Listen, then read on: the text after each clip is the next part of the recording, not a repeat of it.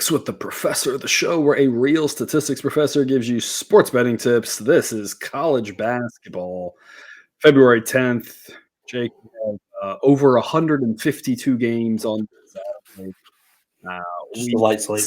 just a light slate. We've selected three of the, according to Sideline, top 10 most interesting games where we have three picks that we like for various reasons that we shall explain. We have three plays of the day, top tier plays that we really like, that we will discuss on the extended cut. We have another, 8 or 10-ish A grade plays also on Dub Club on just random games where we just think the market's really far off, and those have been rocking and rolling really all season long for us on those A grade totals for you. So if you're interested in those, again, that link's in the show description as always. But Jake, we are a month away from conference tournaments. So we were just talking about some March Madness talk before we got on here. We're getting to the fun part of the season.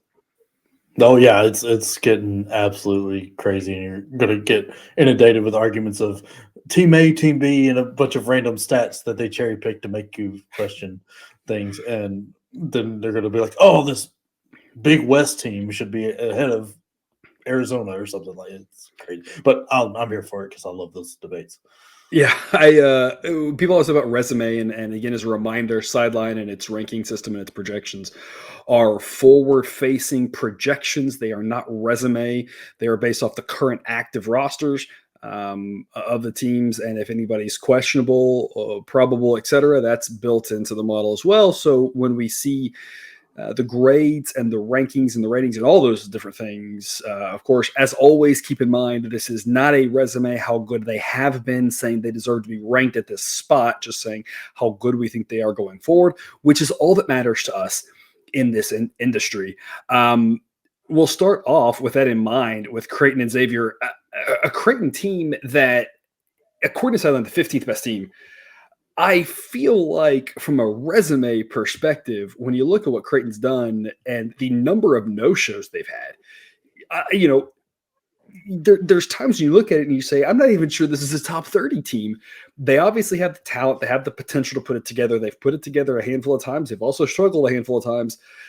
But Jake, you and I were talking before show, once you get down after the top handful of teams, and it gets worse and where it gets to the 20s and 30s, and there's just a lot of parity in college basketball.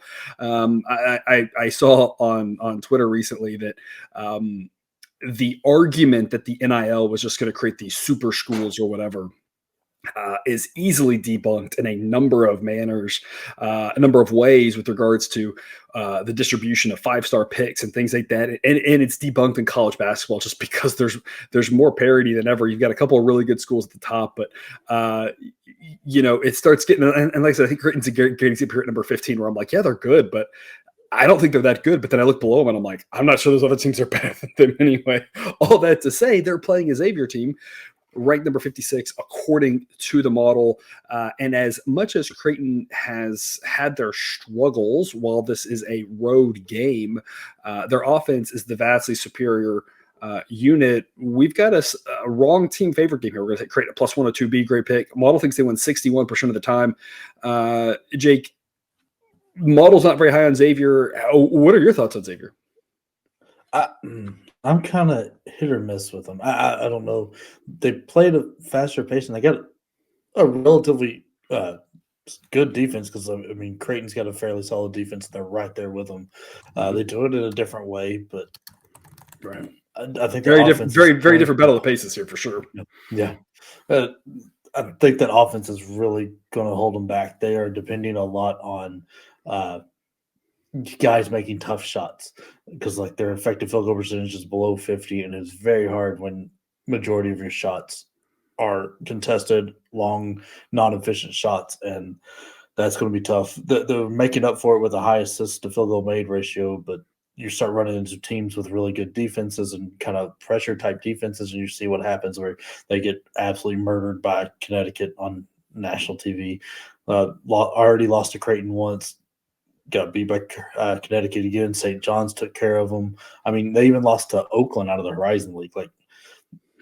and Delaware too. These aren't stud teams. It's easy to pick apart at this team, and I think that's what Creighton will do. I mean, Creighton is very good. They have a very good offense. Kalkbrenner is really a difference maker, and they do exactly kind of like Purdue, except they have not as athletic guards, so they don't play as pressure defense because they force an egregious, like 10% of their opponent's possessions end up being turnovers. It's just rates like next to last. It's bad. They don't get any extra possessions there, so they have to be highly efficient with their offense, which they are, and I think they're really going to take care of Xavier.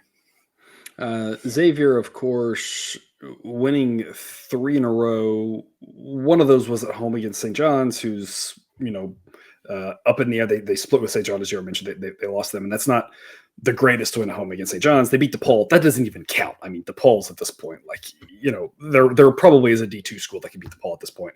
And then their last one was a good one over Villanova, but a Villanova team that also kind of up and down. They also split with Villanova on the season. So, they've beaten some of the mediocre Big East teams at home. They've lost them on the road. That's not really overly impressive. At least you go back to 2 games before that, and that was when they got destroyed by UConn and they lost at Creighton. I think the biggest concern, if you're a Creighton backer like we are here, is the fact that they've lost their last 4 against the spread. They've lost 6 of their last 7, and that sometimes gives us an indication of where the number is, where the value is, because the money line market, of course, is very tied to the spread market. But when you look back at some of these games, one of those they failed to cover was a loss at UConn. I mean, who cares? We talk about UConn's one of the hands down top 3 teams, and just looks really good. They did not cover technically against Xavier. They were favored by 7.5, they won by 7. I mean, that's whatever. They didn't cover a giant number against DePaul. They were favored by 24. They won by 23. Like, who cares? And then they had that Butler game, which was really weird. And then the overtime game against Providence. So the last 2, obviously, for Creighton, not great. But otherwise, I don't think it's that big of a deal. And, if nothing else, when you look at the Big East, the Providences of the world, like the last game, are a little bit tougher than what Xavier should have played lately. So I don't think you can just isolate these last few games because the competition's been different. Creighton won the first one at home. I think this one has a chance of being a little bit closer, but again, that's the benefit of taking plus 102 is that we just have to win. We don't have to worry about anything. And realistically, Creighton should be favored in this game. Maybe not by a ton, but by a little bit here. So really like grabbing them on the money line here, plus odds. And Jake, we always talk about plus odds, about shopping around, and one of the biggest areas that you can shop around and get value is on the money line. On the spread, a lot of times you'll see the same number across the board. Now, we should still be shopping on the spread to try to save ourselves on the odds there, right? Making sure we get minus 105s where we can, or if all the markets are minus 115, find a minus 110. But the money line markets are very different across books. It's one of the easiest areas that you can shop around.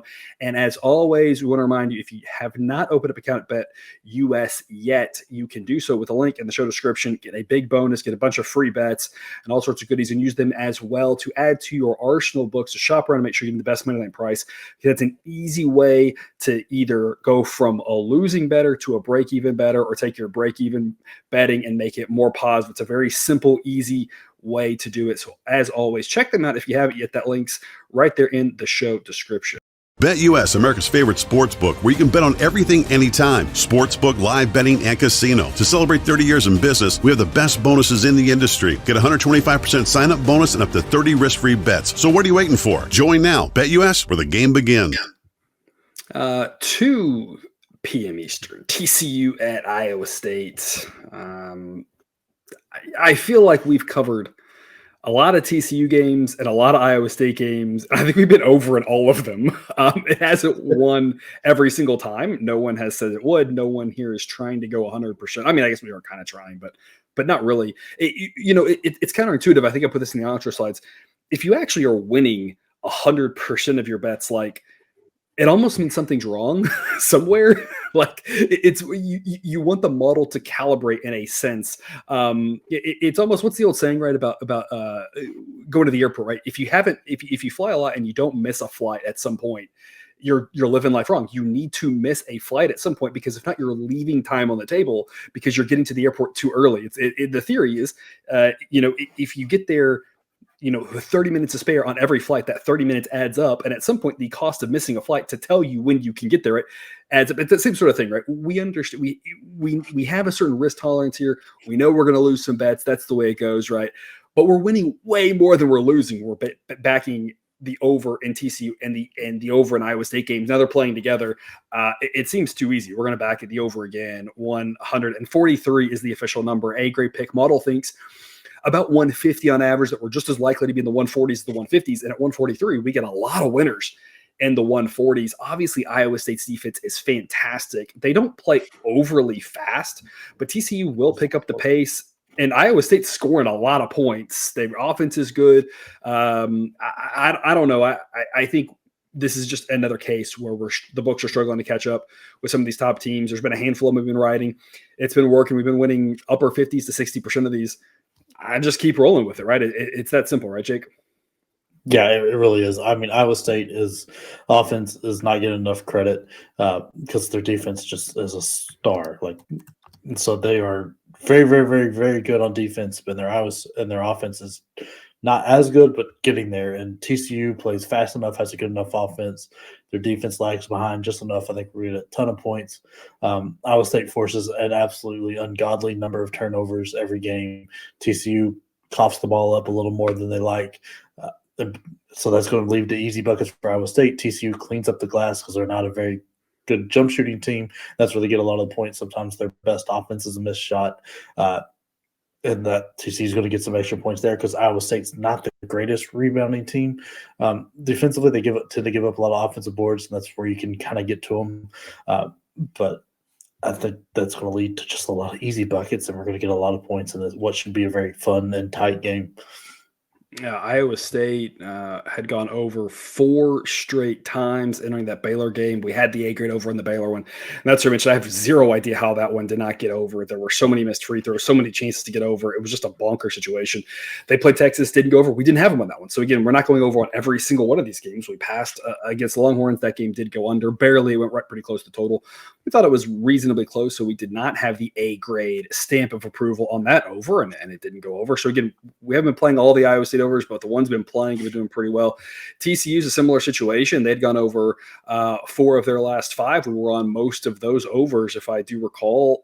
And then their last game against Texas, we were not on the over on that one, and it didn't go over. So, we're not going over on every single one of them blind doing it. It's just we're on, 2/3 of them, and most of the ones that were on hit. And so playing each other, I think it's a no-brainer.